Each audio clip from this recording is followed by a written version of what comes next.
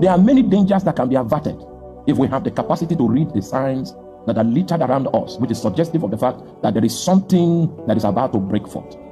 Once upon a time, we finished our operations in the ministry. They switched off all the equipment and everything, and they shut down the facility. And I went somewhere to observe the crossover night. It's a place that they don't know me. It's a place that they are not familiar with who I was. And I did not identify myself to be a minister of the gospel. I was in the midst of the crowd, seeking God desperately for my soul. And while I was there, seeking God desperately for my soul, in a place where I was not known, two young ladies approached me and began to cry. One held my right leg, the other one held my left leg, and they began to cry for 1 hour. And after crying for 1 hour, they left. They didn't even greet me. I went back into the congregation. Then I knew something was wrong, because in my own mind, that was a strange sign. These ladies came and cried by 4 a.m. in the morning, and by 6 a.m. in the morning, I had a phone call, received a phone call from one of our operatives and the former venue, and they told me that the venue is on fire, and they have not been able to quench the fire.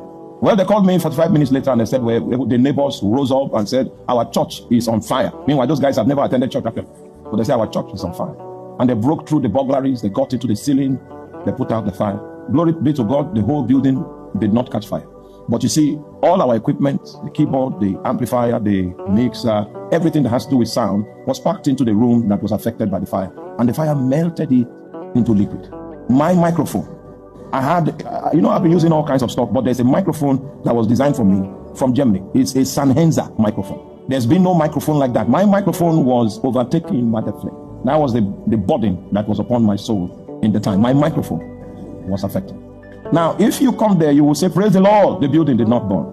But those that know where to look understand that that fire incident was a sign, and I need to find out the meaning of that sign. And I went into the presence of God and I told God, I'm not living in sin. Why is it that this place got burnt?